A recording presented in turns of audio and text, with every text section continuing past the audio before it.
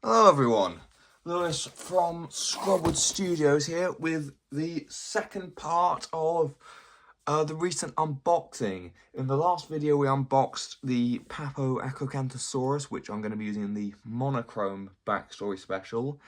But I've also got another figure in this box, which some of you might have been able to guess because the fact sheet was briefly visible in that video, but it was only on screen for a couple of seconds, so some of you might not have seen it, but you'll all know it now because you'll have seen the title and the thumbnail.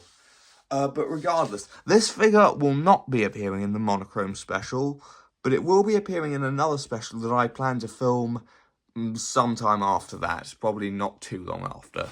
So without further ado, I'm going to delve into this bubble wrap of it, and I can already see it, and oh my gosh, it is quite large and very heavy. It is, check there's nothing else in the box, ta-da! The CollectA Deluxe 1:20 scale Lisowicia Bongi. I think that's how you pronounce it, I honestly don't know. This thing's... So, first thing to note, before we even get into the detail, this thing is heavy. Let me get it out of the bag real quick. Just a bit of tape there to undo, and then it comes out. Wow, this thing is chunky. It is hefty. I mean, I know it's in 1:20 scale, and Lisowicia was quite a big animal, but good lord, this thing's big. Oh, and I like the patterning on it as well. It's really nice. Let's get this tag off real quick. Just a standard collector tag. Lisowicia Bongi, Deluxe 1:20. Is there any information here? Yeah, a bit about the animal.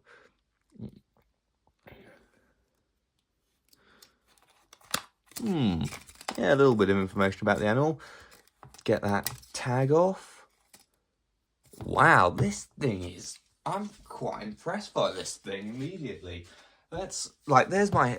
you'll get to see the size more when we get to size comparisons. It does have an articulated jaw, which is pretty well disguised, especially from this angle. This is, I think, my first Dicynodont figure, by the way, and what a figure to start with.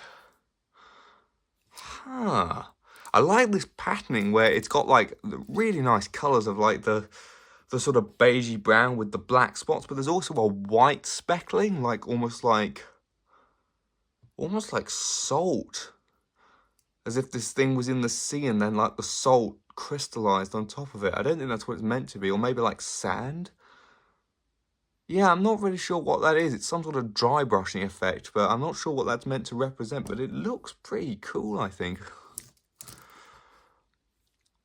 Got the classic collector glossy black eyes. This bit here is a little bit lacking in paint, I feel. Like this sort of band of just plain plastic, but overall...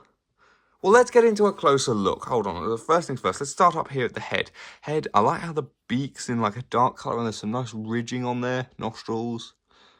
I quite like the expression this thing has. It has a sort of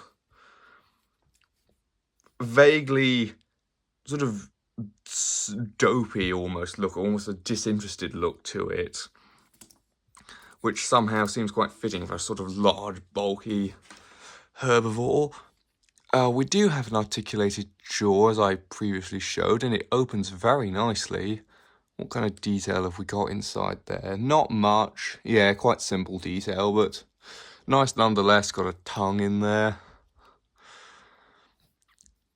Got the feet with 5 toes. You can see where there's a bit of a seam there, but it's not too obvious. On the underside, we've got all of the, if I turn it the right way, all of the legal Gufunga snaffle. Then coming back here, we've got the little dinky tail. Yeah, this thing's weird. It's like almost like a cross between like a dog, a hippopotamus, and a pig, with maybe some elements of a parrot. It is a very bizarre thing. And again, I need to stress this. This figure is heavy. Like, you would not want to drop this on your foot. It's got a fair old bit of weight to it. Now, you might be wondering why I decided to get this. One, I don't think there are enough Triassic animals in PV. Two, it's 1:20 scale, and the special, most of my stuff is in 1:35, 1:40 scale. But for one of this upcoming special, this is going to feature in as a sort of side animal, like a background animal. The main character is in 1:20 scale, and that was a bit of a problem because I don't have a whole lot of 1:20 scale stuff. So I decided I would get this as a sort of 1:20 scale large herbivore, just for some side shots, like background shots. But I'm immediately rather liking this thing. I'm just impressed by its weight more than anything. Got some nice detailing on the underside of the feet. I don't really know what else to say, honestly. I'm just quite impressed. So with that being said, let's get on to some outside photos and size comparisons.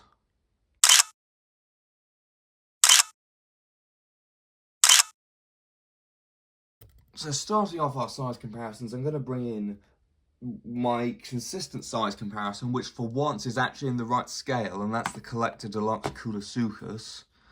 So these are both on the same scale, and will be both featuring in the upcoming special. They actually, I think, look quite good next to each other on the whole. Obviously, they're about the same length, but in fact, the Lisowicia is a bit longer, but the Lisowicia is clearly much taller and got much more volume to it, and it definitely weighs considerably more. We then have the CollectA Deluxe Edaphosaurus. This will also be appearing in the special, actually. And it's, again, like the Lisowicia, a bit longer, but nowhere near the mass of the Lisowicia. We've also got, I'm not entirely sure of the scale of these, but they seem to be about right. We've got the Papodimetrodon, which again is about the same size roughly as the Edaphosaurus. It might be a bit shorter actually. Well, but mind you, it's more curved, so yeah, it probably is about the same size. Again, nowhere near the size of our big Dicynodont here. And then for one more size comparison, I'm going to bring in another Triassic animal, the Safari Postosuchus.